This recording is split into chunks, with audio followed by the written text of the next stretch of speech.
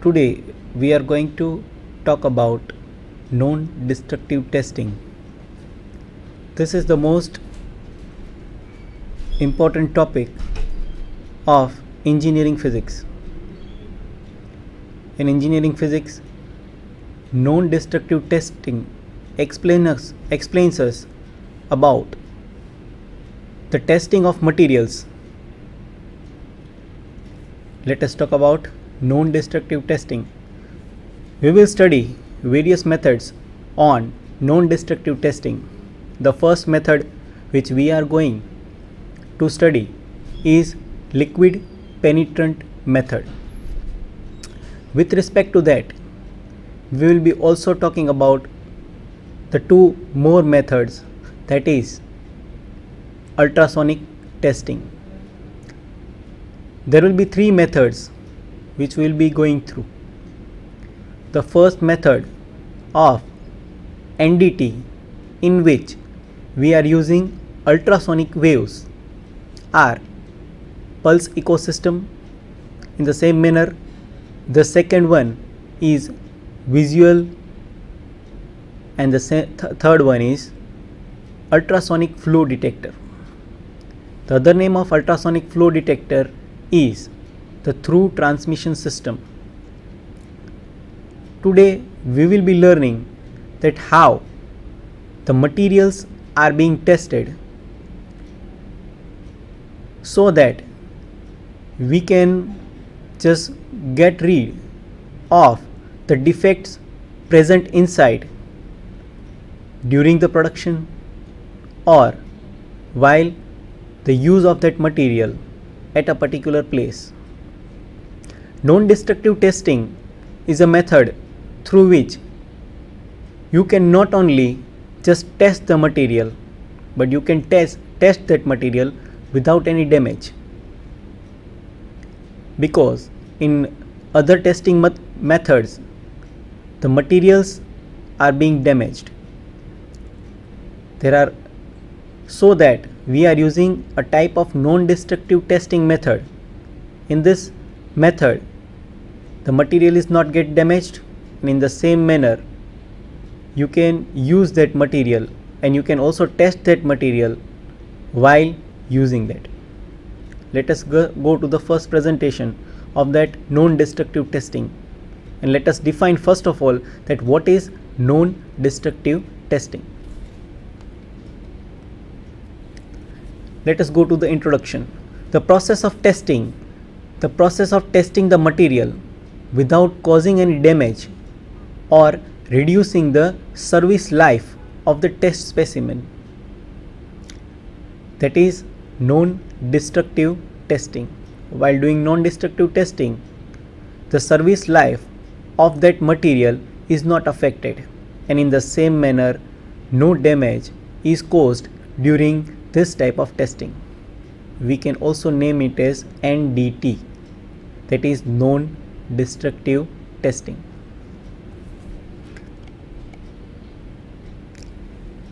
What are the objectives of NDT, that is non-destructive testing? The objectives of NDT are first, to increase the service ability of that material. We know that various type of materials which are used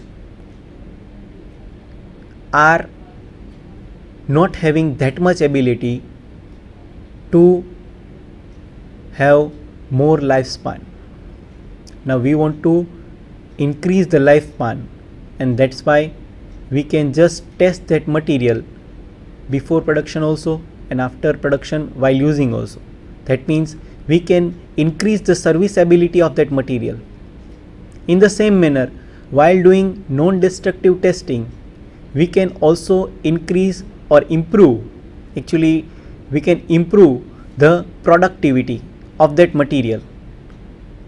While testing, suppose let us take an example. If material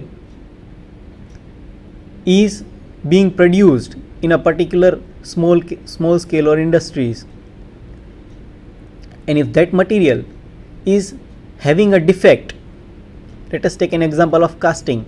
Suppose in a casting, a material prepared while casting if a air bubble present inside it will create a defect in that particular material, and due to that,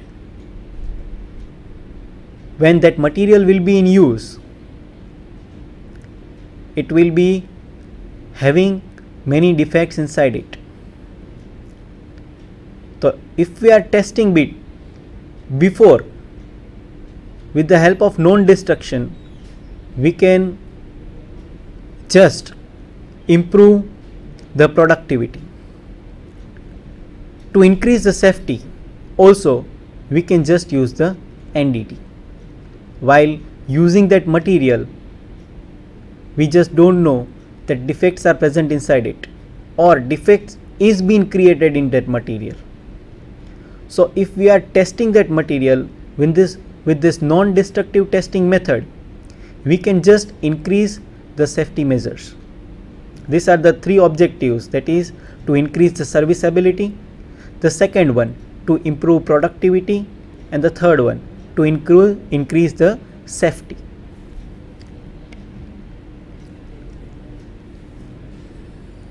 This method, liquid penetrant method, the method named liquid penetrant or liquid penetration, is also known as dye penetrant method. The basic step of these methods are given as below. The first one is cleaning of surface, that is removal of contaminants. The second step of liquid penetrant method is penetrant application. The third point is removal of excess penetrant. The fourth point is developing, and the fifth point is inspection. These are the 5 basic steps we will go through while testing by using dye penetrant method, or we can say it as liquid penetrant method. The first one is cleaning of surface, that is removal of contaminants. The second one is penetrant application. The third one is removal of excess penetrant. Fourth one is developing, and the fifth one is inspection. While inspection, we will get to know that which types of defects, and that defects like flows, the flows which are present inside or at the surface of the material can be detected with the help of non-destructive testing. Let us move forward. Let us go to the first step. You can see the diagram first, that is having a defect inside it. The second one is redded. You can see the red portion upon, that is the application, that is penetrant application. Okay, let us go to the first point, cleaning of the surface. Acetone, isopropyl alcohol, methylene chloride, etc. are used as solvents for cleaning purposes. Our first question is, which type of solvents are used as penetrants? Okay, but before that, let us know we have to clean the surfaces before applying penetrant on it. So we can use acetone, we can use isopropyl alcohol, and in the same manner methylene chloride to just clean the surfaces of that material which is being tested with the help of liquid penetrant method. These are the materials, these are the solvents which are being applied on that material, and we can clean the contaminants. Your question will be, which type of contaminants are present on the surfaces? You can see the second point, contaminants present on the surfaces could be grease, oils, acids, dirts, etc., which must be removed before testing or applying liquid penetrant. Solvent, that should be the property of solvents which are being applied to clean the surface. This solvent must be volatile. Volatile means the solvent which easily evaporates from the surface. When you are applying that solvent to clean the surface, that must be easily evaporable. Because if it is not volatile, that means it is not evaporable, you will also apply the penetrate on it, and that will be not effective, more effective. So it is necessary to just clean the surface with the help of this solvent. Let us go to penetrant application. Penetrant application. What is penetration? We will use dyes and apply it on the surface of that material, and that penetrant will penetrate inside the defects or flaws which are present on the surface of that material. That penetrant, that liquid will enter inside that material, inside the defects, by capillary action. Friends, you have seen that capillary action in fluids. In the same manner, this liquid will penetrate inside these cracks of the material.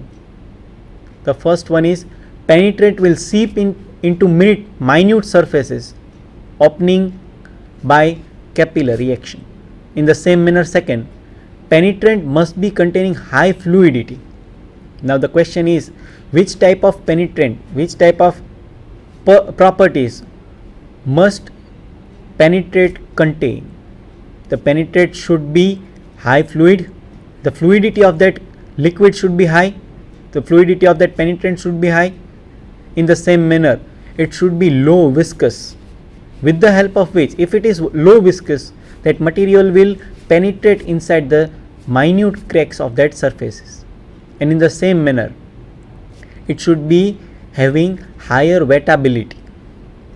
That means when you apply that penetrant or liquid on that surface, the wettability of that solvent or liquid should be good enough. After applying that penetrate on the surface, you have to give that material to settle down up to an hour or more. That means penetrant will get deep inside that crack and will settle down in that cracks or defects present on the surface. Your question will be, how we can apply that penetrant on that material? You can apply the penetrant by spraying or by just pasting on it, that is brushing on it, or by dipping that material into that liquid. While this, you can just apply the penetrant or liquid penetrant on the surface of the material and just let it remain long enough to settle, with the help of which penetrant can enter inside that material. Let us go to the next slide. This is the point of penetrant application. The third one is, you can see the diagram or you can see the picture in which a person is just applying or brushing out that penetrant on the surface of a metal. Actually, that is a metal specimen or any material on which that liquid is being applied by brushing. In the same manner, you can see the next picture by spraying. The material is being sprayed by the liquid. In the same manner, you can see the crack indication.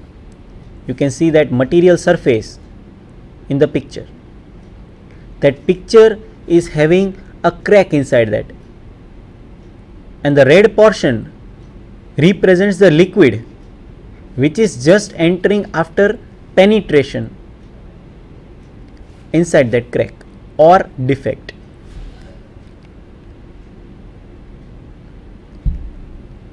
The second, after applying the penetrant, the first thing you should do is cleaning. That is our third point, cleaning of the surfaces. You can see in picture that the material or the surface of the material is handled with care, so that by using a cotton, clean cotton, soft cotton, and just clean the surface of that piece or metal piece or specimen easily, so that you can clean the surfaces of the excess penetrant which is present on the surface. We should not more clean, so that the penetrant which is present inside the cracks should not come out or should not be cleaned. So we should take care of that. We should not clean the cracks in which liquid penetrant is present. We should just clean the excess amount of penetrant which is present on the surface of that metal or specimen. You can see that removal of excess penetrants. Penetrant must be removed by soft and clean cotton. Extreme care must be taken for it, so that penetrant inside that cracks or inside that defects should not be cleaned. Developing. The process in which the penetrant which is entered the cracks by capillary action. When you are applying a developer or developing agent on the surface of that material, or if I say specimen, the penetrant will come out of that material. When developers are applied on the surface, penetrant liquid bleed out from that cracks or the specimen, which represents the location. You know that when from cracks, when this liquid bleeds out, it just represents the defects or flaws or cracks present on the surface or present inside that material. There are two types of developers which we are using.